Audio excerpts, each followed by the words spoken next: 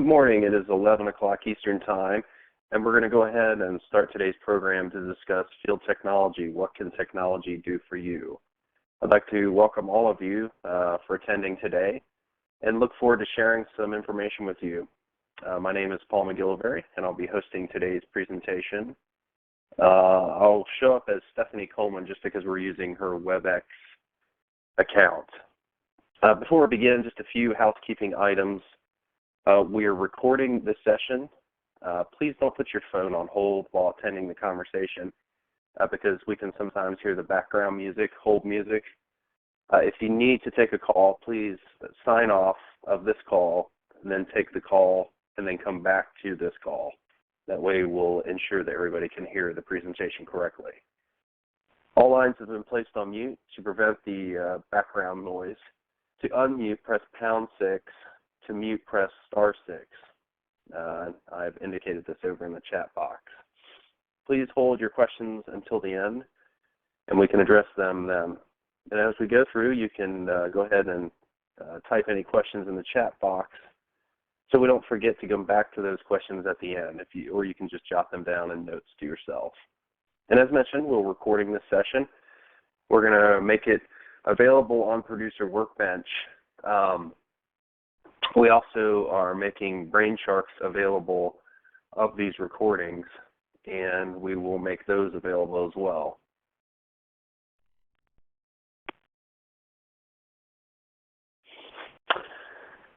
On this slide, we just show the standard disclosures for Emeritus, and we don't really need to say any more about that. We're going to go on to the next slide. Okay, here's our agenda for today's meeting. We're going to go through welcome and introductions. We're going to give a quick background on who field technology is. We're going to talk about some technology that might be helpful for your office, and then we'll have some time for questions at the end. Okay, and now for some introductions. As I mentioned a few minutes ago, I am Paul McGillivray, and I am part of the field technology team, which is comprised of 4 individuals. Myself, Ann Doman, who is a field technology analyst who primarily supports Producer Workbench. Christy Riley, a senior business analyst who primarily represents our team on a number of projects. And then there's Alan Finke and myself, Paul McGillivray, who are field technology consultants who provide proactive technology consulting with agents as well as some higher level technical assistance. Nicole Frazier is the manager of the field technology department. In addition, for any attendees that are with the AIC broker-dealer, we have an AIC field technology team that is comprised of Adam Lilick as manager and Talanka Pereira as an AIC analyst. And you can contact them about any questions you might have around AIC technology. The Emeritus and the AIC field technology teams are focused not just on Producer Workbench, but on other technologies that help to enable our agents and agencies that are using those things in the field. What integrations we made to push for ways to streamline our systems, etc. The AIC team is primarily focused, again, on broker-dealer specific technologies and the compliance regulations needed for that business as it relates to technology. Both teams work together to provide a more complete picture of technology needs. Okay, so how can technology help you? Technology is really an enabler, and industry surveys show that really a vast majority of agents truly believe this. If they adopt new technologies and implement them correctly, they really can enable agencies to become more effective sales organizations. It can help you to increase sales. Can help in prospecting and making connections, tracking interactions, identifying new customers, improving customer experience, etc., etc. All of that can be pretty powerful, but it has to, again, be implemented and leveraged correctly. One of the problems with technology, especially hardware, is that it is outdated as soon as you buy it. It's kind of a common frustration. The tendency here really is to string out old equipment to, quote, get the most out of it. Now, the problem with this approach is that it really doesn't pan out in reality. Numerous studies have been done that show you will pay more in time and money if you keep those old machines. They break down more frequently and they cause exponentially more software issues and sap time instead of freeing it. We have a white paper entitled Aging Computer Realities and Strategies. It goes into depth on this issue, but it's actually kind of an easy read. But it basically says exactly what I said above. That is, if you extend computers out beyond 3 years, they start becoming highly problematic. They cause you a lot of time and money. So what do we say are our hardware recommendations? Well, given the reality that I stated in the slide prior, you should have a system that supports Windows 8 Pro or the previous 2 versions of Windows operating system. That would be Windows 7 or Vista. Most people really kind of skip Vista, so for most people, that's Windows 7. And a lot of people actually are kind of getting new computers with Windows 7 on it for various reasons. Your computer should have a 3-year warranty, and it really should be no more than 3 years old.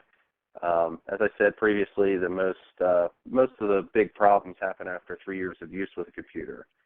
And so this kind of strategy really avoids that conundrum. You're replacing computers, you just make it part of your kind of business cost.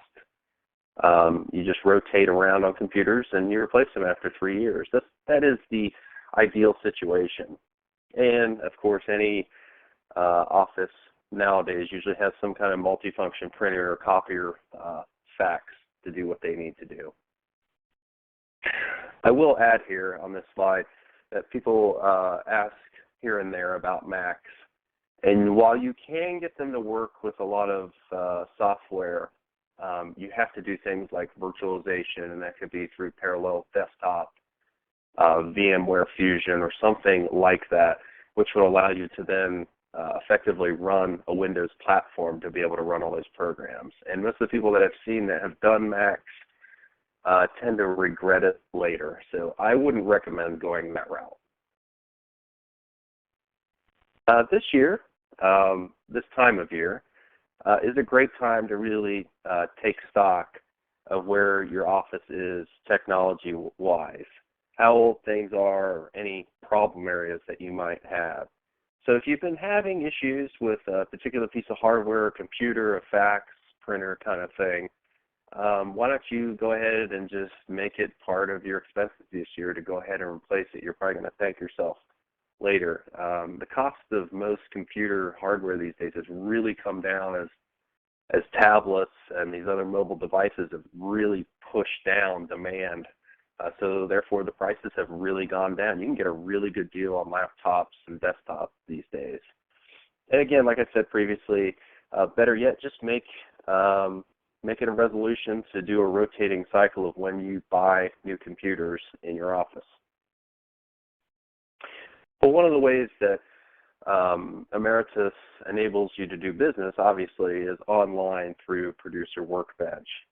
If you've never been on Producer Workbench or you need assistance navigating the site, let us know. We can assist you. But it's best viewed in Internet Explorer 9 or higher or through Firefox. We tend to do kind of the latest version -3 versions. That's probably kind of the best way to look at it. We kind of do the same thing with computer operating systems too. So go ahead and check out Producer Workbench. Communication tools. Obviously, communication is a big part of your business. And email is a very large part of your business. You communicate to a lot of people through email. Well, what does your email address say about you? I know a lot of people who still are on AOL or Gmail or Hotmail or other kinds of accounts. And nowadays, you really don't need to be. You can pick up a domain very cheaply.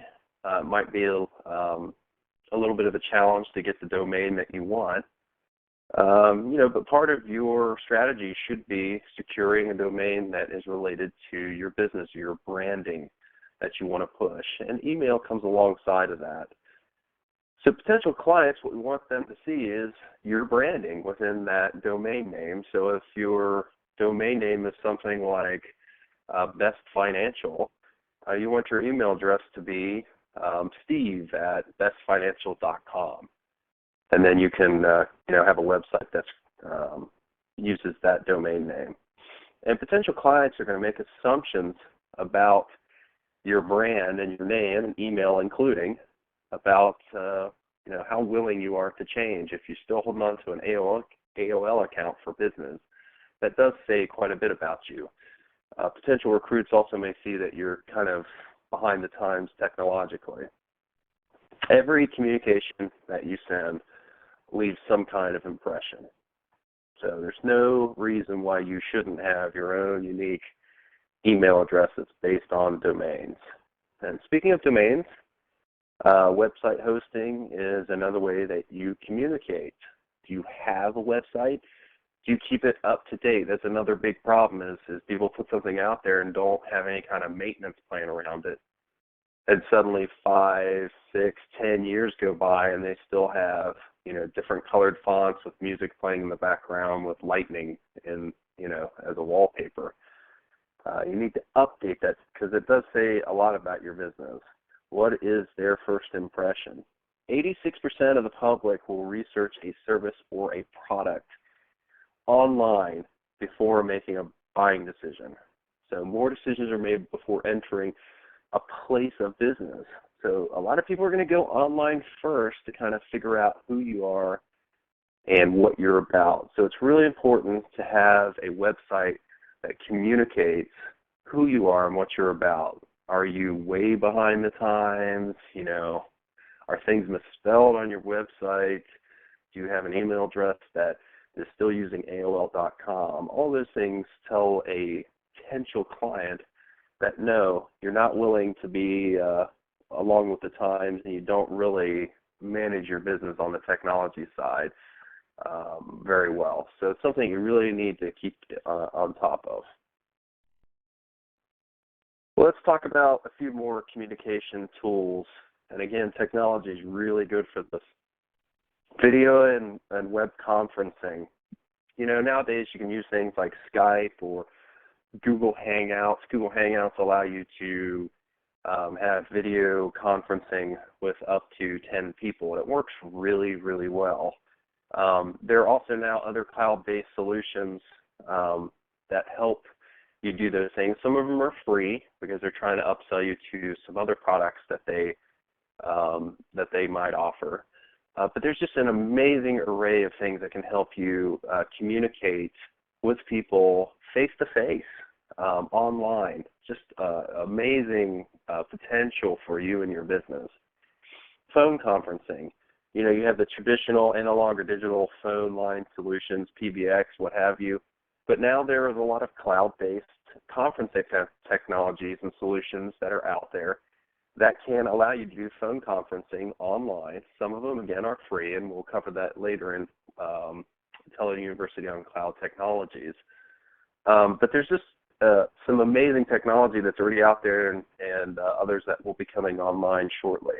And we always say with cloud now, if you can find it on your desktop, you should look for it in the cloud as a service, software as a service online. Because everything is going that way, and you can probably find it.